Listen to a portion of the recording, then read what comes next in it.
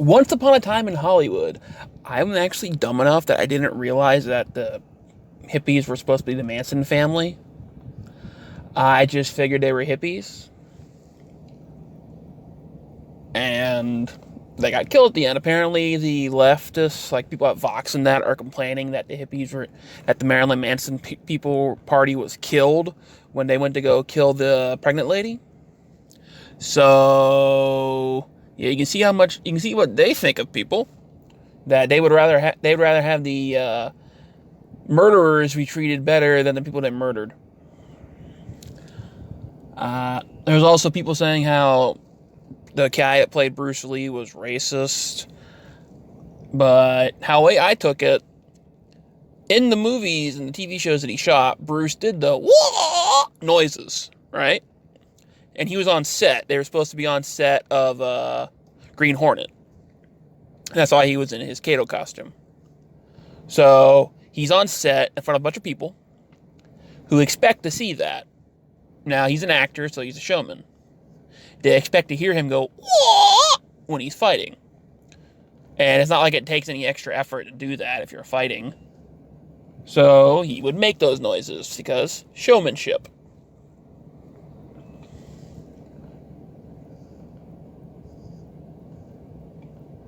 And okay, he got a good hit in, and then the guy got a hit in. The other guy. So it's like it's like when that boxer beat that MMA fighter. The MMA fighter is doing all those fancy dance moves and everything, and the boxer just clocked him. So Brad Pitt's character got lucky. That's the way I see it. At least I thought the film was. I actually really enjoyed the film. And the funny thing is, to be 100% honest, never seen any Quentin Tarantino film. Never had the interest to see them because, mostly just I don't really care for hard violence and everything. So even at the end of this movie, got a tiny bit too much for me. But at least it wasn't pointless violence because, killing murderers. I did think it was a little stupid the way the one girl with the knife acted when she ran outside and into the pool. I thought that was pretty stupid. But I get they're trying to be funny.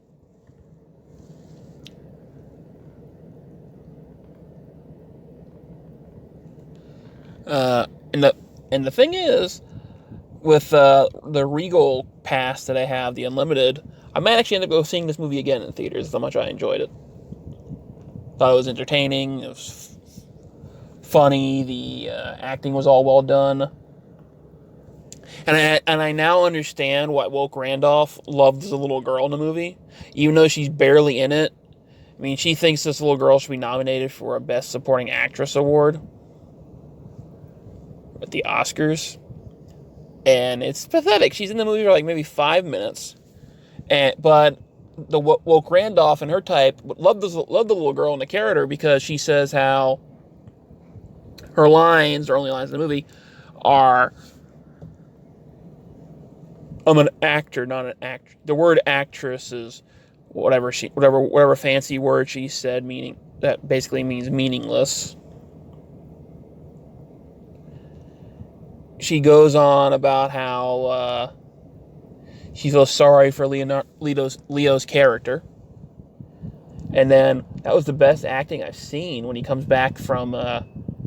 At one point, he fudges up his lines, and he goes back to his trailer, beats the shit out of the trailer, and looks at himself in the mirror and says, "If you don't get these lines right, I'm gonna shoot you tonight." Talking to himself. So he goes back and he acts well. Gets the line perfectly, and even ad-libs a couple lines, and the director loves the ad-lib. And after that, you never see the little girl again. She has maybe 3 lines in the whole movie. She talks to him about what book she's reading, about how, okay, her whole line in the movie. Leo asks if he can sit next to her. She says, as long as you don't disturb me. He asks her what book she's reading. She says she's reading the biography of Walt Disney, because she thinks he was a genius. She asks Leo what he's reading, and is it any good? Then she gets on the ground when he starts crying because she doesn't realize that he is basically falling apart. The book he's reading is about a cowboy who's past his prime, and he's slowly dying and doesn't realize it. And that's what Leo feels about himself. And she says, "Oh, it seems like a great book. You shouldn't feel bad about crying." Then the next time you see her, she is sitting on him, and during the scene, she says she's okay, and she laughs at the joke Leo's character makes. And the next time you see her, she has the same thing. Well, she doesn't do the same line because they skipped that part. And she shows that, she says, "Wow, it's the best acting I ever had. It's the best acting I've seen in my whole life." You see her, she has eight lines of dialogue. And is there for maybe 10 minutes at best? Yeah, I'm pretty sure these woke people only like the character, like a little girl, because she's a feminist. She's focusing on her career. She says she's focusing on her career. That's why she doesn't want to break character. Because another line. Okay, so she has 9 an actual line of dialogue, because she says that she doesn't, because he asks her name, and she says the character name. No, what's your real name, sweetheart? Well, first off, they'll call me sweetheart. I don't like pet names. And then she goes on about how she's when she's on set, she likes to stay in character. So I found her annoying at that point. And the whole actor-actress thing is just stupid to me, because, okay, if it's both actor, then you want to say female actor, or do you want the females going up against the males? Because if a male ever won the Best Actor award, then you'd be going off on how sexist they all are. So you need terms for separating the two. Not male actor, female actor. Just say actor and actress.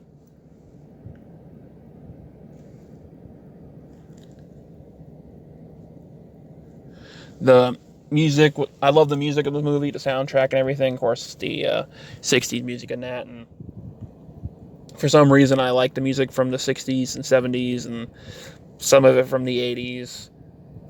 Very small amount from the 90s. Almost nothing from the thousands and tens that we're in now. Excuse me. And even though it's a Tarantino film, like, you expect to be like buckets of blood everywhere and lots of gore, you only see it at the end. And at the end, it's justified with the murderers being killed. But if you're squeamish, maybe close your eyes. But then again, it's a Tarantino film, so like, the only reason I went and saw this movie was because of the Unlimited Pass. It's like, I would literally see anything now. Well, also, I'm by myself. My family's out of town.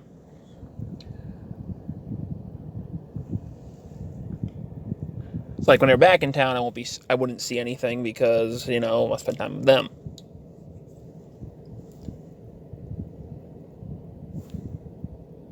So, what'd you think of Once Upon a Time in Hollywood?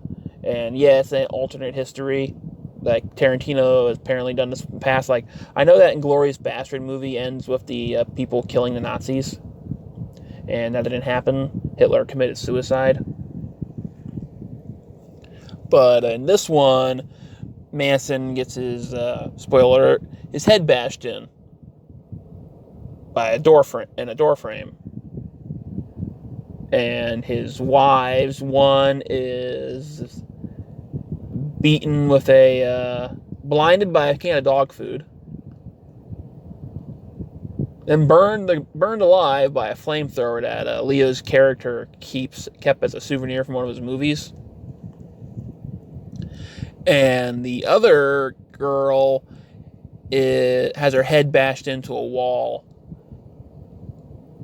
after she stabs Brad's character in the thigh.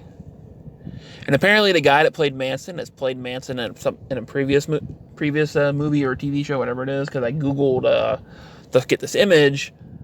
that's the news story was this guy played Manson twice now, and how does he feel about that?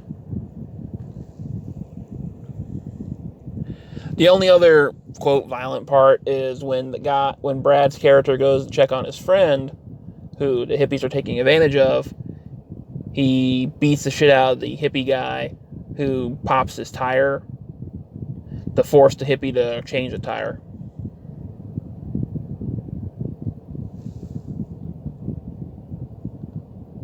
And the way the guys act, the whole thing before the hippie starts is hilarious in my opinion, because Brad's character is completely high off his noggin at this point, because he bought a acid cigarette from the female hippie who he gave a ride to back to the area that his friend owns. He gave the girl a ride there because he saw her around a couple times. He thought she was funny when she told the cops that fuck the police and that kind of stuff. And he took her home, and, oh, you live on that studio? I used to make movies there. Yeah, 8 years ago, we made a TV show out there. So he drove her out there. The girl wanted him to meet her friends. He did, and then, oh, is my friend, does the guy still live here? Yeah, he gives permission to be here. Oh, is he here? He's taking a nap, but I want to see him. And he goes in the house and sees the guy, and the guy has Alzheimer's, and he's forgetful, and he's blind. And he leaves, and the hippies hate the fact that he came there because, well, he spotted the shit that they're taking complete advantage of this old guy.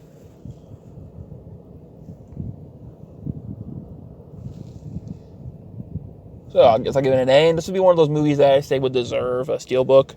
It's like in The Art of the Steal, a couple of times in the thing, a couple episodes, I'll mention that this one didn't deserve to be a Steelbook because those are supposed to be for, like, good movies, like the best of the best of that year.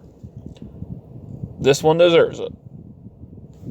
So, don't comment, like, dislike, subscribe, unsubscribe, and as always, have a good one.